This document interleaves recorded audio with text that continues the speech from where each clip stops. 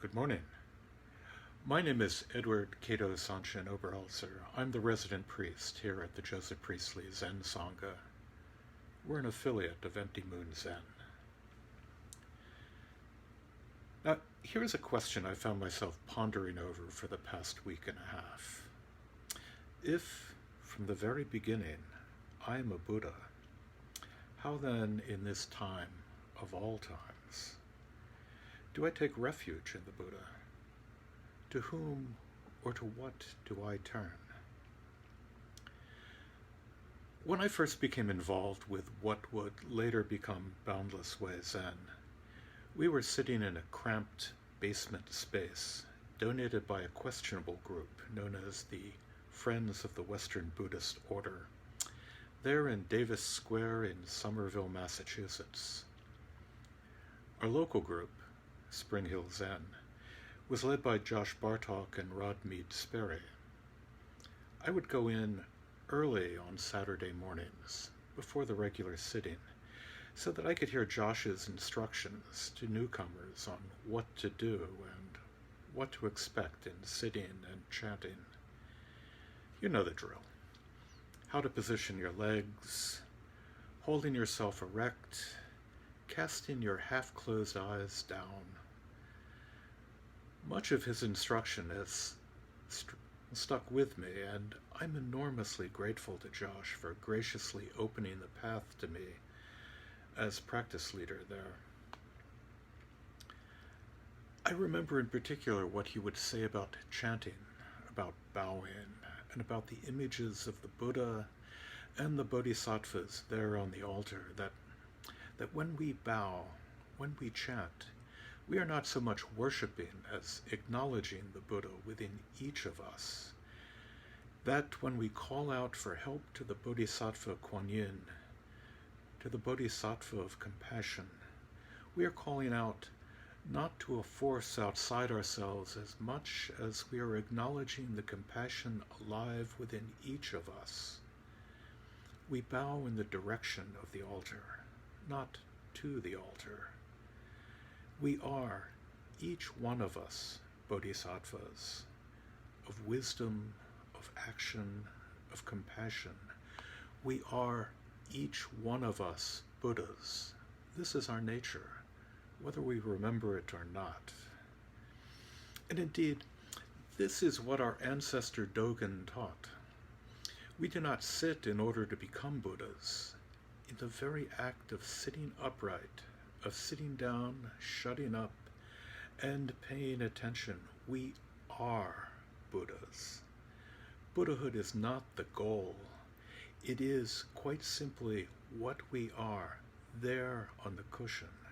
And of course, this being Zen, there's a story to tell. When he was a young monk, Mazu spent each and every day sitting in Zazen. The master, Nanyue, knew that he was a vessel of the Dharma, so he went to him and asked, "What do you think you're doing sitting all day in Zazen?" Mazu replied, "I intend to make myself into a Buddha." The master picked up a tile and rubbed it on a stone in front of the hermitage. Mazu asked, "Master, what are you doing?" The master said, "I am polishing this tile in order to make a mirror."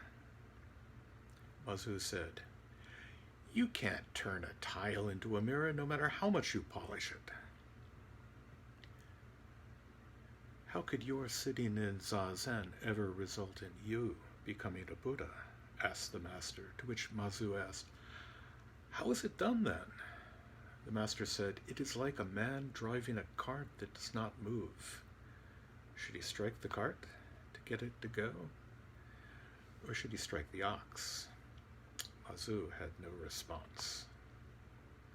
And so we sit, not with the goal of becoming Buddhas. We sit and we are Buddhas. But now, these are strange and dangerous times, and I, and I'm sure you all, need all the help we can get. So I take refuge in the Sangha, in the community that supports me, that gives me strength. I take refuge in the Dharma and in the Dharmas, in the teachings that guide me and in their reflection in the world around me. And I take refuge in the Buddha. And here, now, I realize that taking refuge in the Buddha is taking refuge in each of us. For we are all Buddhas. It is taking refuge in the Sangha. For you are the Buddha, and you, and me. When I was a child, I remember practicing writing. As I was printing out sentences that I thought would be amusing, I started to write, "I am a dog." I liked dogs. I especially liked my dog. Naturally, in ways that only a therapist might untangle, instead of "I am dog," I wrote, "I am God."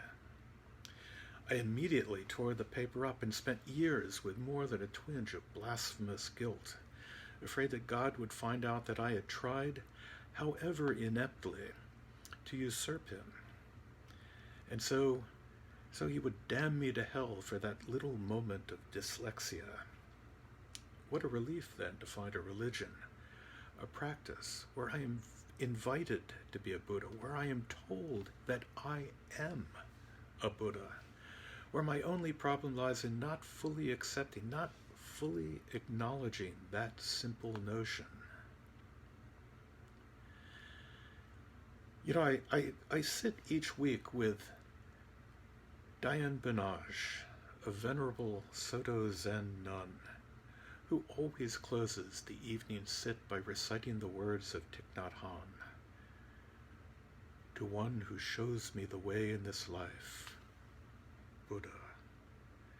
To the way of understanding and of love, Dharma.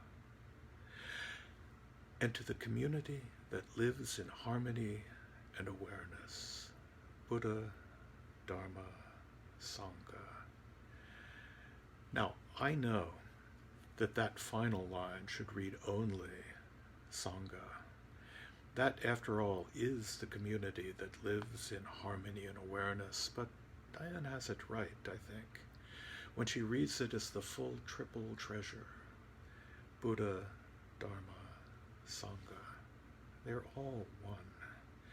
We are that Sangha. We are the living, breathing instances of the Dharma. You and I, we are each of us Buddhas. We are Buddha. And Buddham Saranam Gacchami, I take refuge in the Buddha. And here's a call for responsibility. For if I am Buddha, if each one of you is Buddha, we take refuge in each and every one of us. We provide that refuge for each and every one of us. We are that Mahasangha. That, through its own Buddha nature, creates a refuge for this suffering world. We are the refuge. There is no evading it. Open your hands. Thank you.